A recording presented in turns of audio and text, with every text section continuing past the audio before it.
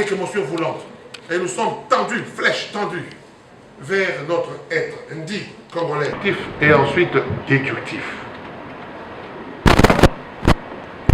Mon ami Kalingaï, quand j'entrais ici, me dit, écoutez, professeur Moulongechi, voulez-vous être bref?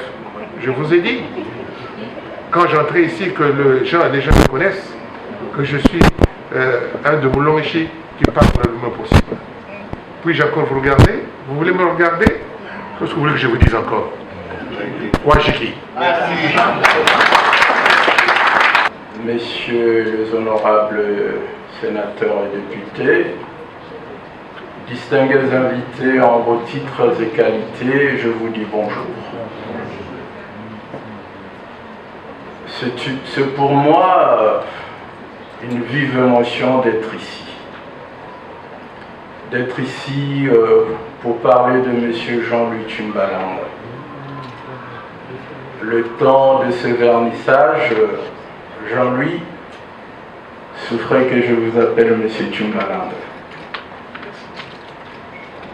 M. Tchimbalanga, pour moi, c'est un frère. Madame la présentatrice qui a présenté la biographie de notre ami Tchimbalanga nous a rappelé que Promotion Esperel avait des bureaux en ce lieu où nous nous trouvons. Dans une petite confusion, quand je suis arrivé, je pensais que le bureau de Promotion Esperel était dans cette aile-ci où nous nous trouvons, mais étant tellement passé que je oubliais qu'il était au 10e étage, au 7e, voilà. Et moi, votre humble serviteur, je me trouvais au 10e étage de l'immeuble. À l'époque de CCIZ, cela ravive des souvenirs. Nous étions jeunes et beaux, énergiques, très lancés dans la chose culturelle.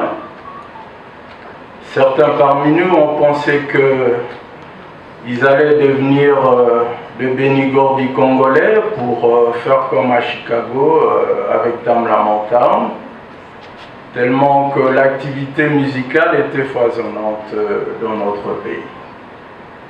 Ben ça, ce n'est que des souvenirs. Jean-Louis Tchimbalanga, c'est un monsieur amical, généreux, je dirais même humaniste. Nous nous sommes rencontrés un jour et nous ne sommes plus quittés. On s'est retrouvés ici, dans des moments d'amusement, quelquefois dans des moments de petites galères. Et puis plus tard, on s'est encore retrouvés en Belgique, disant qu'il est venu me rejoindre en Belgique. Et là, il a commencé son aventure littéraire avec le livre L'impératif d'une culture démocratique en RDC. Il ne dormait pas, il écrivait toutes les nuits et j'étais l'un des premiers lecteurs. On se disputait quelquefois sur les agencements de phrases, il se fâchait sur moi ou je me fâchais sur lui. Et puis finalement, chez l'Harmattan, il a sorti ce livre-là, L'impératif d'une culture démocratique en RDC. Voilà une aventure littéraire qui commence. Une aventure élogieuse, qui continue jusqu'à présent, parce que ici,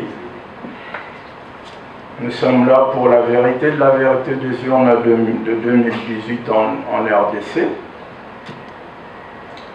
Comme vient de le dire si brillamment le professeur Boacha, en tout cas j'avoue que prendre la parole après lui, c'est un poids. Parce que c'est tellement brillant ce qu'il dit, c'est tellement clair, c'est une grande personnalité. Et ce que j'aime chez lui, c'est l'esprit qu'il a d'aimer la jeunesse. Ça suffit. Bon, on va parler de Jean-Louis. Bien, voilà. Alors, je n'aurai pas le temps pour étaler le parcours que je connais avec Jean-Louis, notre amitié. Je veux parler du livre. Je veux parler du livre. La vérité des urnes de 2018. Il vit en France, moi je suis ici. Et pendant le temps qu'il écrivait son livre, on était tout le temps en contact. On se téléphonait, il me disait, je suis arrivé à tel niveau, je veux, puis finalement, le livre, l'enfant est là. C'est une fierté. Donc je dirais que Jean-Louis, c'est un frère pour qui je suis fier. La vérité de la vérité des urnes, moi, a fait naître en moi des sentiments de regret. Des sentiments de regret parce que je me dis, mon Dieu, je me rends compte que je ne connais pas mon pays. Hier, je l'ai appelé pour lui dire, écoute, je viens de lire la lettre de 13 parlementaires de l'UDPS. Que c'est édifiant, que c'est actuel. Et je me suis même posé la question, comment se fait-il que, à l'apparition de ces livres, le président Mobutu a pu vivre un tel conflit avec les 13 parlementaires? Parce que cette lettre, c'est beaucoup plus un apport positif, qui aurait pu mener, si on en avait pris compte, qui aurait pu mener notre pays vers le progrès, vers la prise en compte de nos populations, vers la prise en compte de nos situations sociales. Et voilà qu'une œuvre comme celui-là a fait naître un conflit qui, je dirais, est à l'origine de beaucoup de nos devoirs que nous vivons jusqu'aujourd'hui.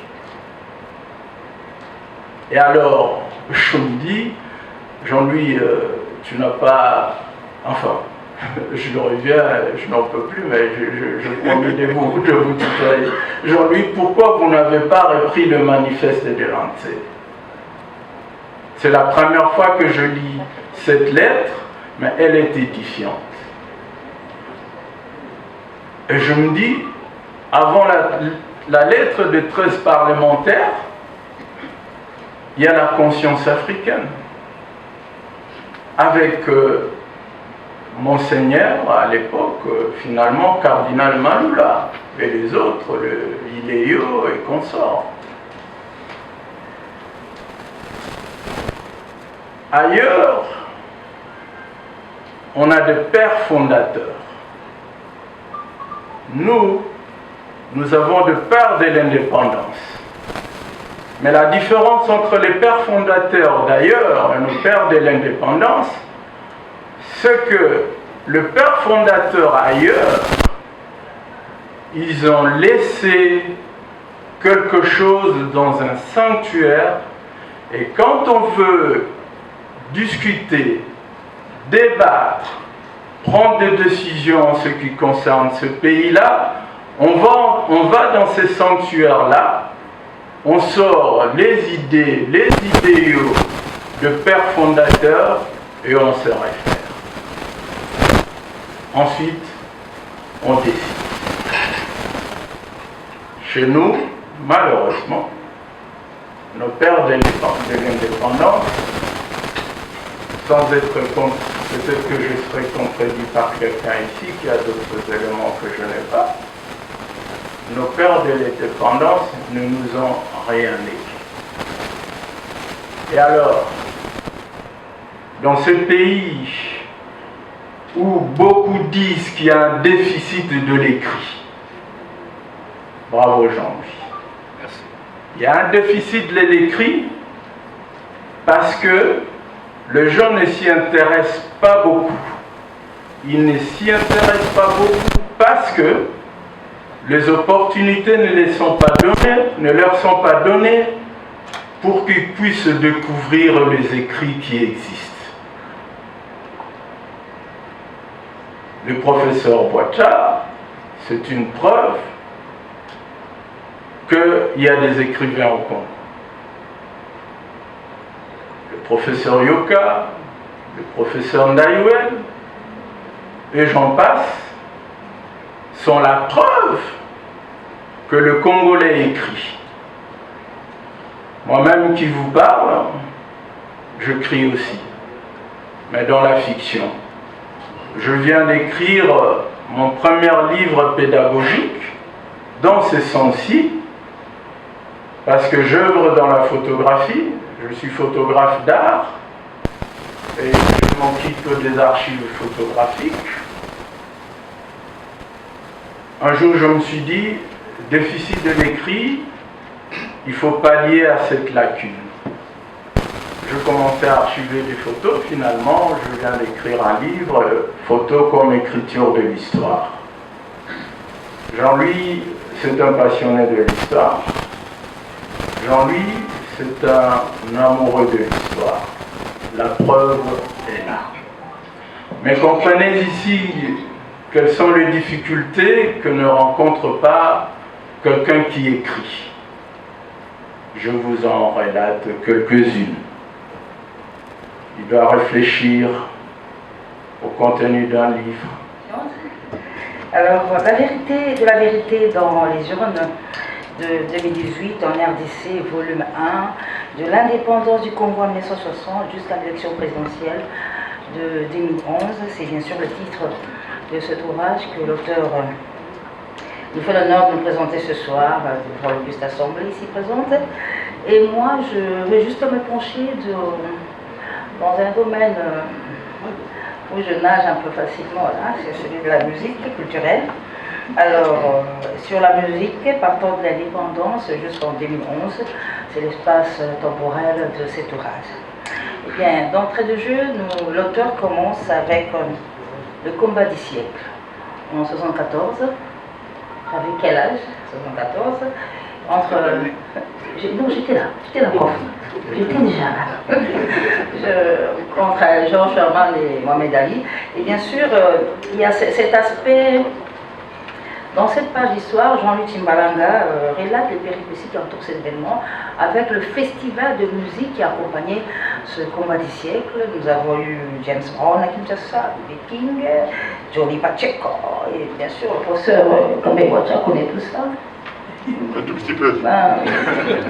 Myriam Makeba, et puis en RDC, on a bien sûr Franco, Chiro, Sosoliso, Abeti Masikini, tous étaient là. C'était un peu, à un moment donné, l'histoire du monde, l'RDC, le Zaïre à l'époque, a été un peu la capitale du monde. Tout le monde était focalisé sur ça, il fallait vendre le pays. Et Mobutu savait y faire avec ce combat du siècle dont on continue de parler. Et dans cet ouvrage, l'auteur passe en revue des grands moments de l'histoire de notre musique, avec des grands noms qui ont marqué l'histoire de la rumba, cette rumba congolaise. Et bien sûr, commence par Kali. Joseph Athanase Kabasele Chamala, le père de la musique congolaise moderne, qui l'année prochaine va totaliser 40 ans dans l'au-delà. Il nous parle de tous ces grands qui ont marqué l'histoire de notre musique, Franco, Chiro, Mandilou, surtout de ceux qui nous ont quittés, Papa Eva, Kester, Pongolov, Abeti Masikini, Alain Moloto, Mandilou, Lutumba, et bien sûr tous ces grands qui nous ont quittés, mais qui ont marqué, qui continuent à marquer les mélomanes jusqu'à ce jour. Et puis il y a à la page, enfin pour ceux qui ont le livre, à la page 270, voilà, à la page 270, eh bien, Jean-Louis Timbalanga a mis un accent particulier sur un homme, peut-être un ami, un grand frère. Il s'agit de Joseph Roger Voulanio Kalongo. Je cite, cette page et pour rendre hommage à M. Joseph Roger Nyoka Ngovula pour avoir su protéger avec amour et avec une main de maître l'orchestre Zaïko Langa Langa. Il est à ce jour impossible de dissocier son nom à celui du Zaïko. Cet hommage vivant de l'auteur à un artiste qui en vit, je trouve ça formidable. Dans l'univers qui est le nôtre, on a assisté plus d'une fois à des obsèques des grands artistes et c'est chaque fois leur mort qu'on dit ils ont été, ils ont fait, ils étaient, c'est des grands. Mais lui, il a fait de son vivant et Jean-Luc, pour cela, je te dis merci. Sincèrement, parce que je me rappelle avec Simaro, avec qui on était souvent, il nous arrivait deux fois d'être dans les activités et ce Simaro se racontait dans mon condi. Fabia, beaucoup d'angata on a ça à Romo. Oh, yanga inali le papa fleur wa mine boire à l'angoana, na Romo n'angoté. Et bon, c'était une façon de matolo, mais proprement bien fait avec ses verbes, on connaît Simaro, mais il y avait une vérité dans cela. Alors, ce que Jean lui vient de faire, moi je trouve ça formidable, je ça arrête en vie. Il est juste et bon qu'on puisse reconnaître le travail formidable qu'il accomplit dans ce groupe Zaïko Langalanga qui est devenu pratiquement un patrimoine. Et il n'y a pas que... À côté de Jossard, il y a eu aussi des sponsoring, des agences. Nous avons l'agence Loder Production. Et à l'époque, il y avait... Enfin, nous, on prévoyait ça comme sur des rivalités. Loder Production par là avec Escol. La promotion espérée par là avec Rimous. Vous parliez, c'est bon. Non, enfin, on s'entendait, mais les gens, c'est un peu vite à Imana. Voilà. Et à l'époque, c'était chaud. Alors, Jean lui a parlé de François Londa la Bongolanga, un garçon formidable avec des idées terribles. On a eu Ngomo Africa ici, et il y a eu tout ce beau monde d'artistes russiens qui ont fait des déplacements pour Kinshasa. Ça nous a ramené un peu en 1974 avec ce combat. On a eu tout un festival autour de combat à Livreman, et Londa la Bongolanga a été là. Et Jean lui rend hommage, vraiment. Merci. Merci de le faire parce que ces enfants sont là et bien sûr, ils vont lire. Occasion également pour l'auteur de mettre en exergue sa propre entreprise, la promotion Espérel. Promotion Espérel qui a presque tout donné à Wenge là. Le grand moment de Wenge, c'est avec la promotion Espérel, des voyages en Europe, des albums inédits jusqu'à ce jour qui continuent à faire fureur. Et Jean, lui, était au devant de la scène. Il a été un des témoins privilégiés de l'ascension de ces jeunes gens des Bondales. Et bien sûr, l'histoire se termine par la dislocation. Mais comme il y a les 2-3 volumes qui arrivent, nous osons croire que l'auteur va terminer en beauté, comme c'est fut le cas au mois de juin, avec la réconciliation de ces jeunes gens du clan Wenge. En 1989, l'agence de promotion Espérel a fait venir à Kinshasa des très belles filles, Soukmachi. Ah là là, on en a bavé sur elle à l'époque. Et pour 4 productions, hein? Oui, mais comment? On les enviait à la télé, tu vois. On voyait les clips et puis les Soukmachi arrivent à Kinshasa. Ces filles étaient avec nous pour 4 productions. 2 à l'intercontinental, puis Palais du Peuple, et puis au stade de Vermont. Martyr n'était pas encore là, le stade de Vermont. Vraiment, c'était tout simplement formidable. Et puis, toujours dans cet ouvrage, de plus de 500 pages, l'auteur se reconnaît dans un groupe.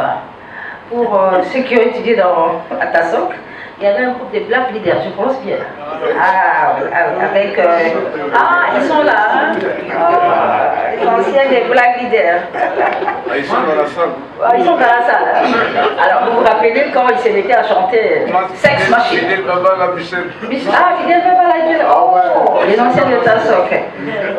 Évidemment, dans cet ouvrage, vous allez découvrir l'autre facette de Jean-Louis Timbalanga avec Thomas Bosnico, avec qui ils ont commencé ce groupe. Ils ont lancé ce groupe. Avec Maggie, hein, qui est ici dans la salle. Elle est où là? Elle est là, Maggie. Maggie, elle chantait, elle dansait. Ah d'accord, les anciens de Black Leader. Vous êtes nombreux là. Il faut une cérémonie pour vous maintenant. Hein?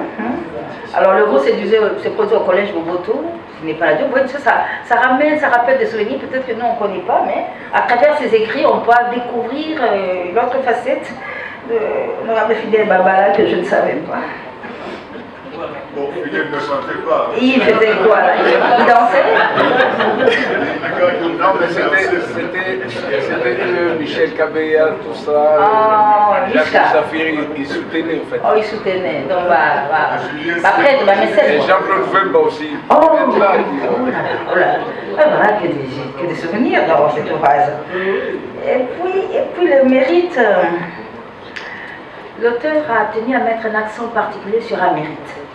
Et oui, c'est celui de 4 koras. Le prix de 4 koras, gagné coup sur coup en une nuit par Koffi Olomide en Afrique du Sud, et jamais égalé jusqu'à ce jour.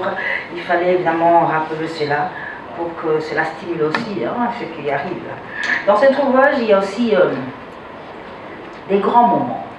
La musique a toujours été accompagnée par la télévision, et Jean-Luc Timbaland a tenu absolument à faire connaître ces grands noms de la télévision, ces stars des émissions de télévision qui ont été pour beaucoup dans la promotion de la musique congolaise à l'époque.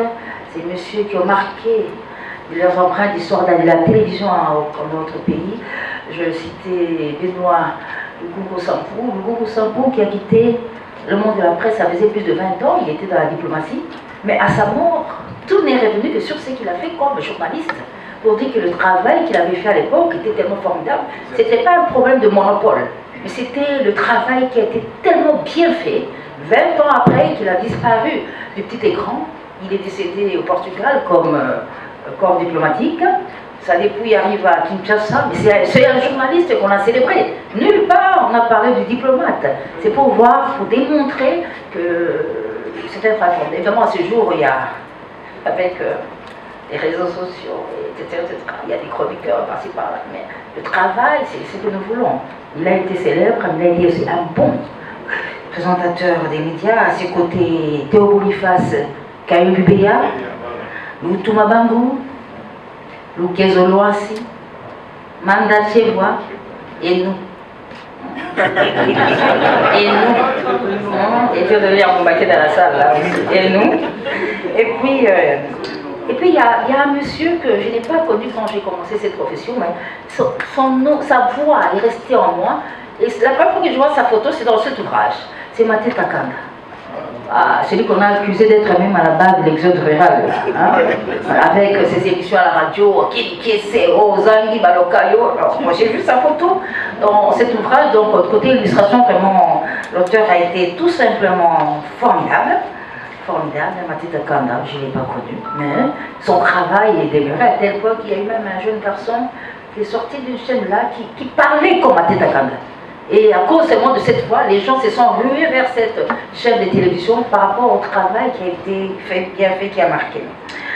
Je veux terminer par ici, en disant, en vous recommandant cet ouvrage de plus de 500 pages, je le recommande aux étudiants, aux enseignants, aux chercheurs, à l'auguste assemblée ici présente, pour ceux qui veulent approfondir encore une fois les connaissances sur la musique congolaise moderne, mais aussi beaucoup d'effets politiques. La vérité des urnes en 2011, suite et fin dans les 3 autres volumes qui restent, non, M. Jean Léguin 2018. Monsieur Dame, jeudi, je vous remercie. Et après toutes ces personnalités, surtout des personnes qualifiées qui ont la capacité d'asseoir la compréhension de cet ouvrage. Comment parler après le prof Kamba Ibouatia? Je voudrais rapidement, et pour les minutes qui me sont données, faire une petite anecdote. Il y a une trentaine d'années, quand j'étais encore étudiant dans cette ville, il était difficile d'être étudiant à Kinshasa dans les années 90 parce que non seulement on cherchait le savoir, mais on cherchait aussi un peu l'avoir, un repas par jour. C'est difficile de manger ici, difficile de se déplacer, surtout pour nous qui venions de l'intérieur du pays. Alors dans notre recherche de parrainage, un jour je me retrouve devant la maison du prof Kamba Ibouatia, cherchant un peu un soutien, parce qu'il fallait vivre la semaine qui venait. Alors il me reçoit, je suis un étudiant, il me reçoit. Qu'est-ce que vous cherchez, monsieur? Il me regarde, il dit, professeur, ils peuvent mentir, je cherche à manger. Alors il me prend à la main il m'amène par la cuisine. Il m'amène dans son bureau, qui est encore là jusqu'aujourd'hui. Il ouvre le bureau, c'est une bibliothèque. Il dit, bon appétit. C'est ça, bon appétit. Tu cherches le pain est ici. Voilà les livres. Tu as désormais le droit de ne pas quitter cette bibliothèque. Tout ce qui est ici, tu peux le lire. Et pendant que tu lis, ma femme te donnera un repas. Je n'ai pas quitté cette bibliothèque. C'est comme ça que je voudrais vraiment, exceptionnellement vous demander, frères et sœurs, de faire une ovation, standing ovation, au professeur Kambaï Watt. Je vous en prie.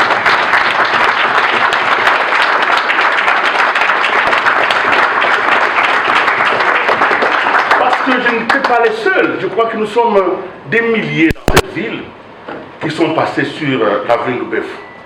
Je ne suis pas les seuls, nous sommes nombreux. Alors, il m'a conseillé toutes les étapes de ma vie, jusqu'à ce que je me sois marié, je suis devenu père, et moi aussi, je suis devenu sensible aux jeunes qui frappent à ma porte. Tu veux ma mort, toi? Merci. Comment placer donc quelques mots après ce qu'il a dit? Comment alors revenir au livre de Jean-Louis Tchimbalanga? Moi, je me suis résolu à dire ce que le livre ne dit pas. Parce que tout ce qui est dans le livre, Mamie Léla, brillante collègue avec laquelle nous avons commencé l'université à l'ISTI, a dit beaucoup de choses.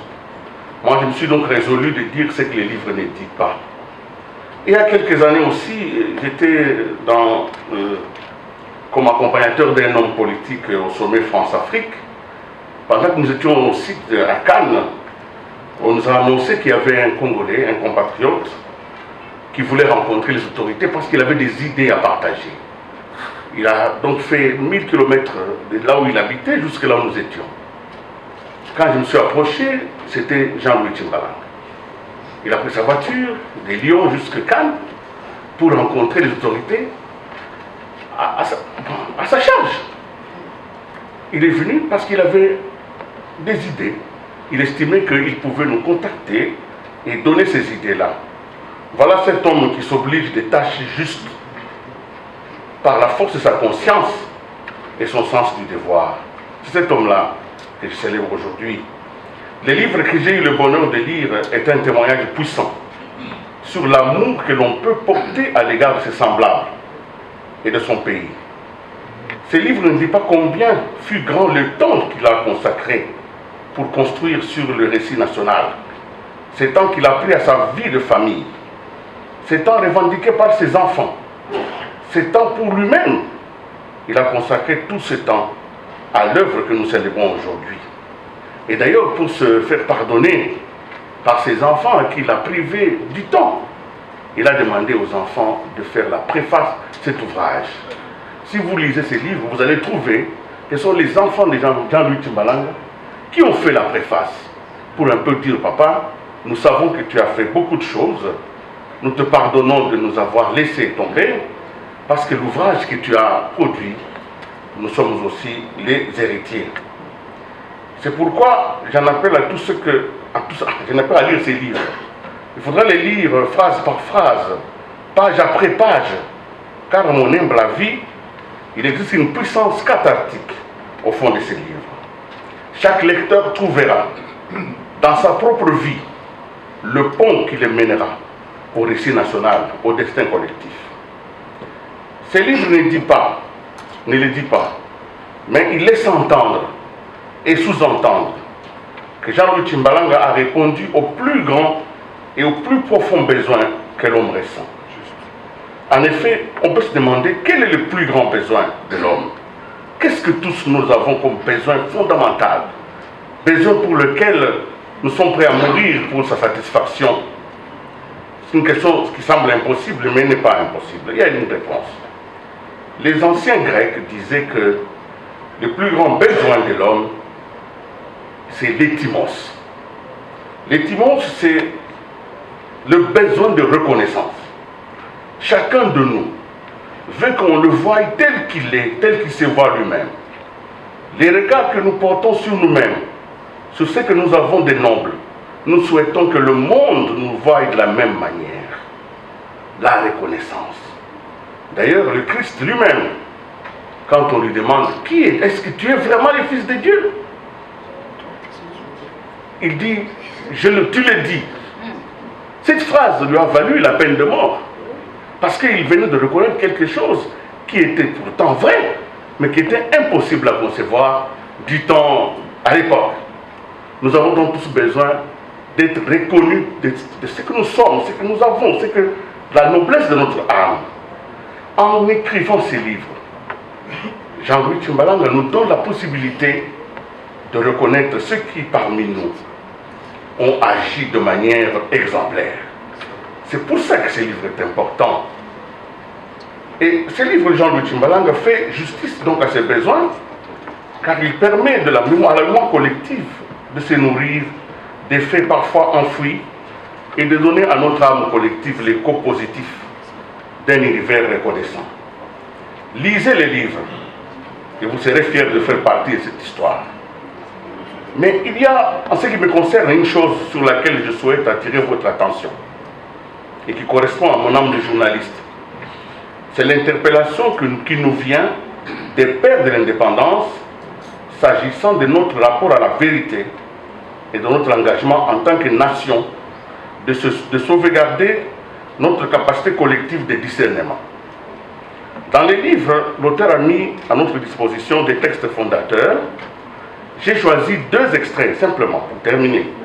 2 extraits tirés du discours prononcé par le président Joseph Kasavubu lors de la proclamation de l'indépendance. On parle beaucoup de Lumumba, c'est vrai. C'est une grande figure, c'est notre héros national. Mais on ne fait pas souvent allusion à ce que Joseph Kasavubu a dit. Alors, mes amis, découvrez ce qu'il dit. À la page 44 de cet ouvrage, le premier président de la République démocratique du Congo disait « L'aube d'indépendance s'élève sur un pays dont la structure économique est remarquable, bien équilibrée et solidement unifiée.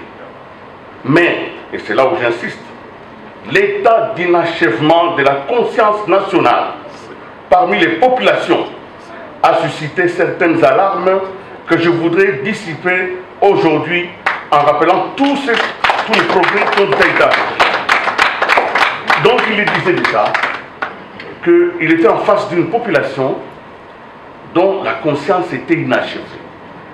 C'était en 60. Alors aujourd'hui, avons-nous achevé cette conscience nationale? C'est une question à laquelle je ne peux pas répondre. Plus loin, le président Kasavubu, toujours lui, il décrit l'état du pays qu'il hérite en fait. Je cite. Quelle est la différence, en effet, lors de la fondation de notre pays, entre les populations que tout contribuait à maintenir écartées les unes des autres, sans souligner les diversités des langues, des coutumes ou des structures sociales. Rappelons simplement les distances énormes qui nous séparaient et le manque des moyens modernes de communication de la fin du siècle dernier. Alors il dit, pour se reconnaître, il a fallu se rencontrer. Voilà, c'est cette phrase du président qui va clore mon propos, parce qu'il nous dit, nous devons nous rencontrer pour nous reconnaître comme peuple. Et à ceux qui sont témoins de cette histoire, donc ceux qui aujourd'hui, on peut dire les voisins, la communauté internationale, ceux qui aujourd'hui sont devenus comme une menace sur le pays, le président Kasavubu dit, il demande à observer l'enthousiasme immense qui s'empare du pays. Nous sommes le 30 juin. Donc il demande à ce qu'on observe l'enthousiasme immense du pays, qui est le désir de réussir. Donc dans notre pays ce jour-là, il avait constaté qu'il y avait un désir de réussir et de bien faire. Alors il demande à cette communauté de faire connaître au monde cette image pleine d'espoir qui est la vraie image du Congo.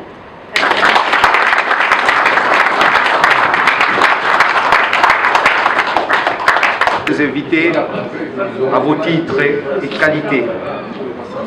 J'ai l'honneur de baptiser ce livre intitulé la vérité de la vérité des urnes, l'œuvre de Jean-Louis Timbalanga, un ami, un frère, je peux dire un compagnon d'élite. Je vais parler un peu d'une anecdote lorsque je raconte Étienne Tshisekedi des Rêves Mémoires. C'est vers les années 84, sur sa résidence sur le boulevard du 30 juin. Je suis allé acheter la Constitution de 1967. Dans son article 4, il est prévu le bipartisme. Il dit voilà, c'est parce que vous ne connaissez pas Lumumba, un des grands, mais je l'ai connu à travers sa pensée, ses idées. Qu'est-ce qu'il disait? Il disait l'Afrique doit écrire sa propre histoire, une histoire qui sera écrite au Congo par les Congolais. Aujourd'hui, notre ami, notre frère, Jean-Louis Malanga, a écrit un livre. Ce livre vient de combler un vide de l'histoire politique de notre pays. Bien entendu, ce n'est qu'un volume. Alors, j'ai l'honneur de baptiser ce livre et je souhaite prospérité, longévité et plein succès. Qu'est-ce que je peux dire de Jean-Louis Timbalanga? Cher ami, comme je viens de dire, Patrice Emery Lumumba a dit que nous devons écrire notre propre histoire. Et il y a quelqu'un qui disait tout à l'heure qu'il n'y a de richesse que l'homme. Et j'ai dit, vous êtes une richesse pour la République démocratique du Congo.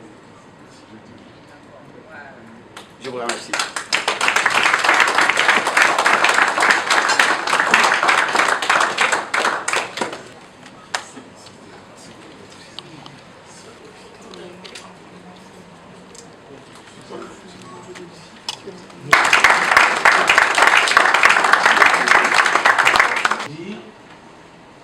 Il sera certainement bref. En quelques mots, ce qui l'a motivé à nous raconter son récit du Congo. Il faut dire que depuis un moment, je vis en Europe. J'ai constaté que nos jeunes ont eu, ou bien expriment en eux une forme d'amour pour la patrie. Et que les jeunes partout, surtout ceux qui sont nés en Europe,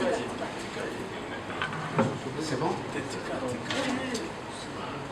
Surtout ceux qui sont nés en Europe, parlent du Congo avec un amour acharné.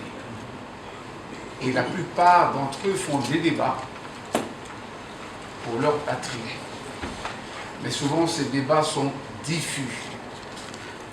Comme je le dis souvent, ces débats sont confus, tout simplement par l'amour de la patrie. Ces jeunes font des débats sans repère, sans référence, à telle enseigne que les malins, profitant justement de leur ignorance, leur apportent de grains sentimentaux, transformant notre histoire, le falsifiant, tout simplement pour permettre à ce qu'il y ait une forme de division entre les Congolais. Il était important que nous puissions s'aimer. Lorsqu'on s'aime, ce n'est pas de l'immédiateté qu'on recherche, mais c'est dans le temps et dans l'espace.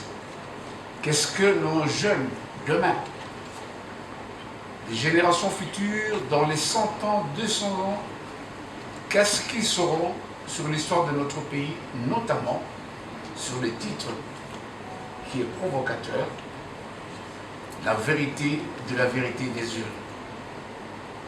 Fallait-il qu'ils puissent se référer par des livres écrits par Madame Sonia Rollet, par Madame Colette Brackman, par des gens comme Christophe Rigaud, ou j'en passe, je ne sais pas, Marie-France Pro, je pense que la plupart des journalistes savent les personnes dont je parle. Mais non, je me suis référé à ce qu'a dit notre héros national, que l'histoire de l'Afrique ne sera plus écrite en Orient ni en Occident, mais par les Africains eux-mêmes, une histoire de dignité, et c'est ce qui m'a permis de me mettre à écrire, de manière à léguer aux générations futures des repères, des références sur lesquelles elles peuvent s'appuyer pour pouvoir faire des débats rationnels, objectifs pour l'intérêt général. Alors, excusez-moi, j'ai une petite feuille là que j'ai...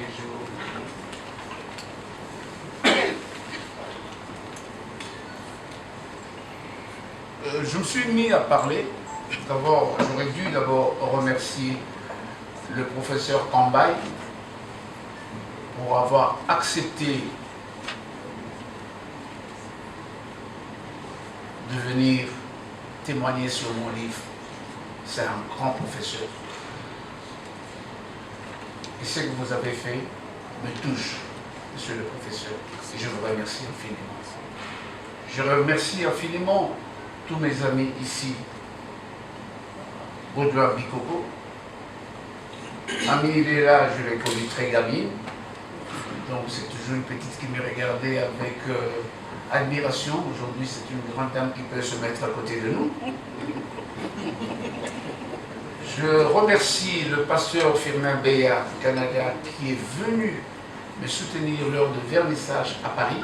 Il a dit, je ne peux pas te laisser seul. Parce que j'aimerais vous dire une chose, c'est que des gens comme Moïse Monidela, des gens comme le pasteur Firmin Béat et Baudouin Bikoko, moi je les appellerais les parrains de ce livre. Parce qu'ils ont toujours été avec moi tout le temps, pendant des heures et des heures, pour pouvoir discuter, parfois me donner des idées. Et parfois je posais la question, c'est qu'est-ce que vous en pensez, ainsi de suite. Ils étaient toujours là en train de pouvoir me guider. Je voulais dire merci particulièrement à mon ami Willy Kalengai. Merci Willy d'être là. Je tiens aussi à remercier mon ancien mannequin, mais qui est mon assistante aujourd'hui, Marie-Cécile Okito, venue des États-Unis pour pouvoir aussi m'accompagner dans cette petite aventure devant vous. Il y a une personnalité parmi nous, mais qui est toujours très discrète, qui, lorsque j'étais en train d'écrire, et puis à un moment, j'étais buté financièrement. Il m'a dit qu'est-ce qu'il fallait. Je lui dis ce qu'il fallait. Il a pu prendre de sa poche, sortir l'argent pour pouvoir donner un coup de pouce. C'est un de nos frères qui est un des grands directeurs du groupe Eiffage. Ceux qui connaissent le groupe Eiffage, c'est un des 4 grands groupes français. Et il est directeur. Il vient d'arriver aussi au Congo pour pouvoir créer sa propre entreprise. C'est M. Jacques Moussafiri que je vous demande d'applaudir.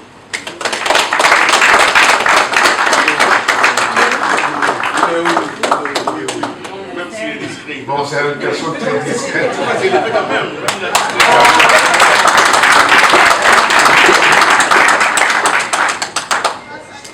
Je ne peux pas continuer à parler sans pour autant rendre hommage à mes enfants.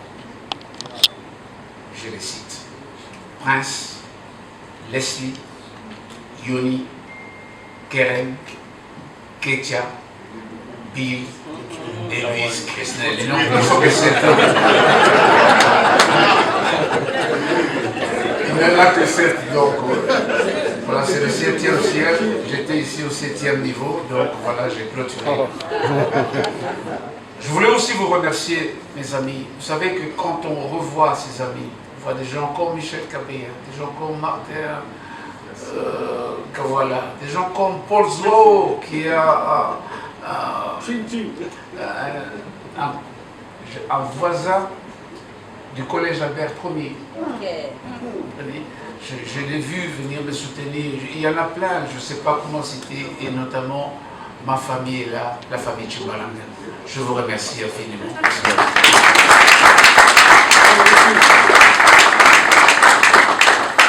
Alors, comme a dit le modérateur, je ne veux pas prendre beaucoup de temps. Je voulais seulement vous dire une chose.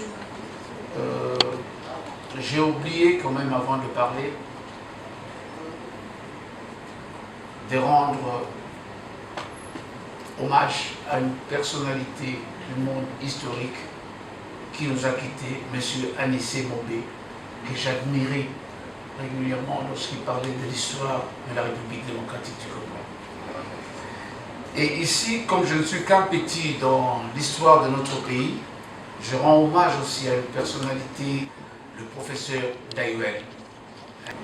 La patrie d'abord, encore la patrie, et toujours la patrie. C'est un devoir de servir, c'est un devoir de pouvoir apporter ce qu'on a. Et moi je me réfère, je suis chrétien, je suis très spirituel, j'aime bien un passage biblique qui dit, dans 1 Corinthiens chapitre 12 verset 7, qui dit « Tout ce que vous recevez est pour l'utilité commune ». Et pour moi, quand on parle de l'utilité commune, on voit la communauté. Et ma communauté, c'est la communauté congolaise. Donc, ce livre, j'ai pris 3 ans pour écrire tous ces 4 tomes. Et souvent, mes enfants, parfois, se moquaient de moi, parfois, ils venaient d'une manière énervée me mettre debout, parce qu'ils disaient que je passais tout mon temps devant l'écran, et ils arrivaient parfois à me sortir pour pouvoir me relaxer. Donc, pour eux, je voulais aussi, comme je l'ai dit tout à l'heure, encore une deuxième fois, rendre hommage, parce que, en pensant à mes enfants, je pensais à tous les enfants du Congo, de maintenant et ceux des générations futures. Ce livre, c'est ma part, comme je le dis tout à l'heure, mais votre part aussi, c'est celui de vous en procurer, et nous verrons aussi que les institutions devront aussi faire leur travail, c'est de véhiculer ce livre jusqu'au plus petit, qui est au plus, je ne sais pas, le coin le plus reculé du Congo, qui puisse prendre connaissance et qui puisse arriver aussi à connaître l'histoire de notre pays pour faire des débats, comme je l'ai dit tout à l'heure, rationnels, objectifs. Ce livre est à vous, mes frères. C'est un livre est à vous, mes sœurs. Ce livre devrait être dans les bibliothèques, normalement de tout le Congolais. À chaque instant, il peut arriver à lire et parler à ses enfants. Je vais terminer par l'anecdote qu'une maman au Canada m'appelle, elle avait acheté ce livre. Elle me parle en lingala. Elle me dit que ça faisait 40 ans qu'elle était au Canada, qu'elle a son premier fils qui a 35 ans, et son dernier fils a 25 ans. Chaque fois, ses enfants lui posaient la question qu'elle puisse leur parler un peu de la République démocratique du Congo. Elle ne savait jamais comment s'y prendre parce qu'elle n'avait pas de repères.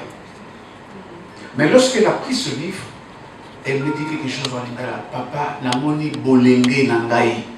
Cela veut dire que j'ai retrouvé ma jeunesse. Je suis tellement fier. Elle parlait presque avec émotion, comme une personne qui pleurait. Elle dit, maintenant, vous m'avez donné de quoi parler à mes enfants. Et elle m'a remercié. Moi aussi, je vous remercie d'avoir pris le temps d'être venu. Achetez ce livre, faites-le découvrir à vos enfants.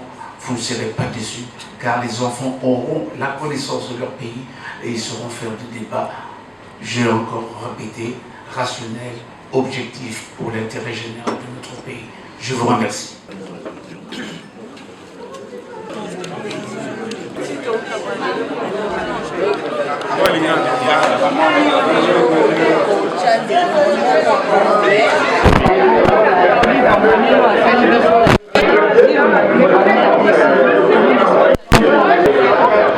eloko na sepeli ya liboso eza kokoma histoire pamba te na kati ya babuku na éducation nationale baboya kokoma histoire ya Congo parce que ezali na likambo moko oyo balingaka koloba ngo te ezali liwa ya Lumumba oyo akufi mpona Congo. Bon, na awa aye abimisi livre oyo abandi ko décrire au moins oyo elekaki kino lelo nabi yango ezali esengo au moins ya biso nyonso toyeba ke biso moko ba congolais to banda siko kokoma histoire ya biso moko.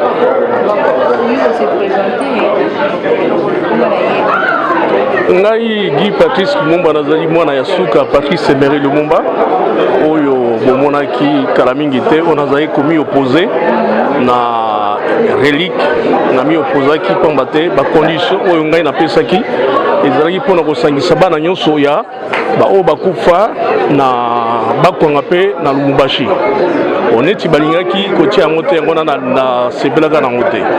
Nazalaki candidat à la présidentielle en 2006 et wana nazalaki tozalaka 33 candidats nabimaka 17e sur les 33 mais nalinga kosala te na mbemba na Kabila parce que bango mibale bazala bato bazwaka minduki baboma bato mais ezalaki mpona komimonisa mais yango na sikoyo ndenge bomoni nga wa nazongi siko mboka.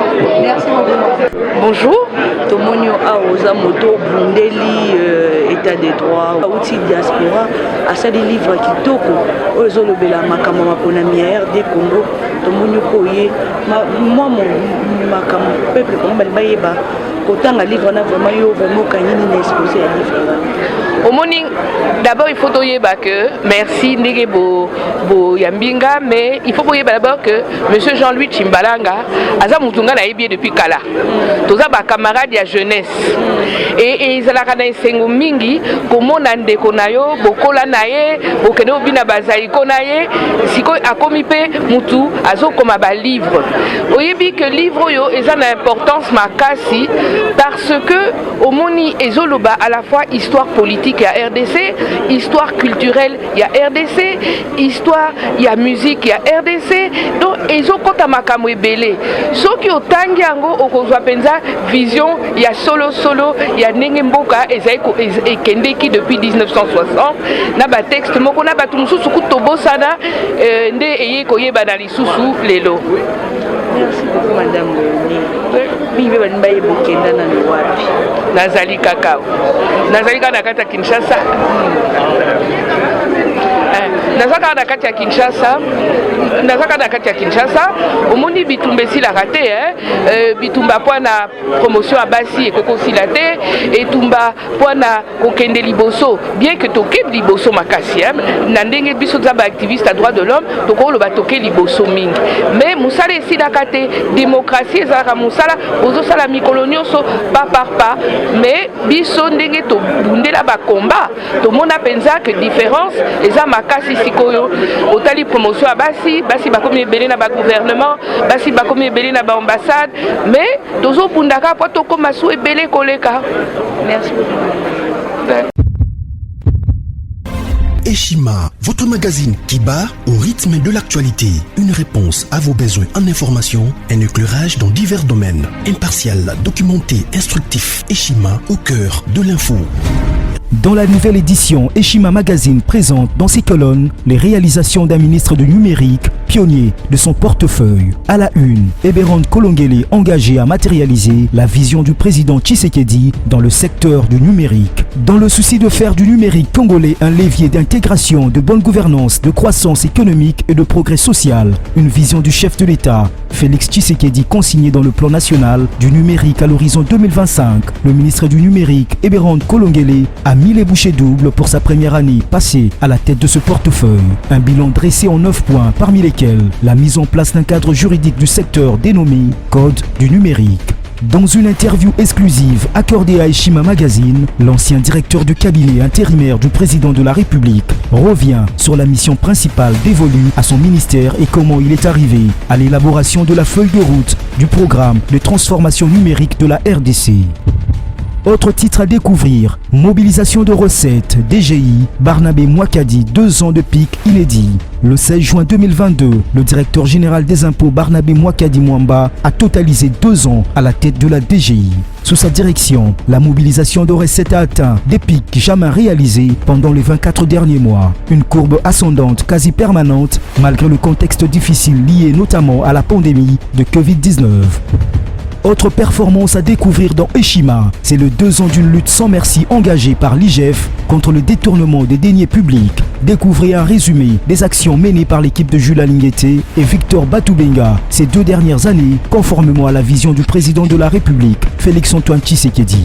Ce qui a conduit à la réduction sensible des détournements en masse opérés par les prédateurs des finances de l'État.